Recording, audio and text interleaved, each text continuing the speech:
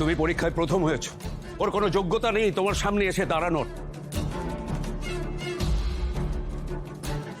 তোমার সঙ্গে মিষ্টি ভাগ করে খাওয়ার কোনো অধিকার ওর নেই।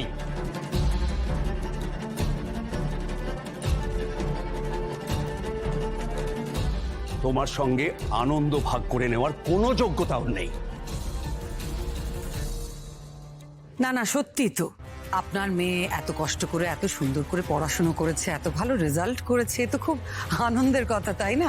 শুধু একটা ব্যাপার, ওর ভবিষ্যতের পড়াশুনোর জন্য কিন্তু তা বলে এই বাড়ি। বাবা, বলছিলাম কি, মা আর দিদি তোমাদের দুজনের জন্য তো অপেক্ষা করছে বাড়িতে। আর তোমরা বলে এলে না যে তাড়াতাড়ি চলে আসবে, তোমরা এখন যাও, আমি সন্ধ্যেবেলা গিয়ে দেখা করছি। আমি কিভাবে যাব?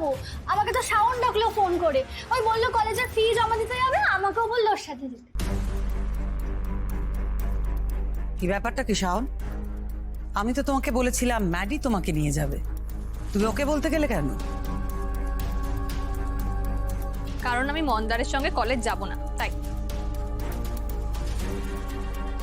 আচ্ছা শাওন, আমাকে একটা কথা বলো, তোমার আমার সাথে যেতে প্রবলেমটা কি? একটা প্রবলেম আছে। এতদিন আমি শুভর সাথেই কলেজে যেতাম, সবাই জানে আমি শুভর সঙ্গেই কলেজ যাই। আজকে যদি আমি তোমার সাথে যাই তাহলে সবাই গসিপ করবে যে আমি কোন নতুন ছেলের সাথে এসেছি। তাতে তো তোমার কোনো অসুবিধা হওয়ার কথা নয় শাওন। তুমি পরিষ্কার বলে দেবে যে ও আমাদের পরিবারের একজন, আমার পালিত ছেলে, ব্যাস। সেটা তো আমি তখন বলবো পিসিমণি, যখন কেউ আমাকে জিজ্ঞাসা করবে। কিন্তু কেউ তো আমাকে জিজ্ঞেসই করবে না, সবাই নিজেদের মতো একটা কথা রটিয়ে দেবে আমার নামে। হ্যাঁ, এইটা ঠিকই বলেছে শাওন। কলেজের ছেলেরা কিরকম টোন টিটকিরি কাটে না, আমার মনে হয় বৃষ্টির সঙ্গে যাওয়াটাই ওর বেটার হবে, তাই না? না বিদিকা, ও বৃষ্টির সঙ্গে যাবে না। কারণ আমি চাই না পরীক্ষায় প্রথম হয়েছে যে সে গিয়ে সাপ্লিমেন্টারি এক্সামের ফির লাইনে দাঁড়াক। ওর সঙ্গে শুভ যাবে, ও একা গিয়ে লাইনে দাঁড়াবে।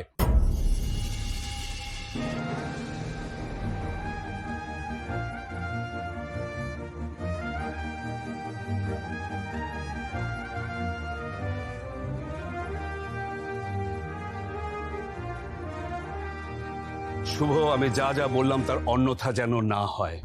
তুমি ওকে সঙ্গে করে নিয়ে যাবে, কিন্তু কলেজের সব কাজ ও একা একা করবে। তুমি কোনো সাহায্য করবে না, মনে থাকবে? হ্যাঁ স্যার।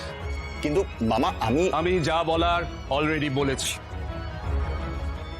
বৃষ্টি, ইয়েস স্যার। কাল থেকে ও তোমার কাছে পড়তে যাবে। যদি ওর মাথায় কিছু ঢোকে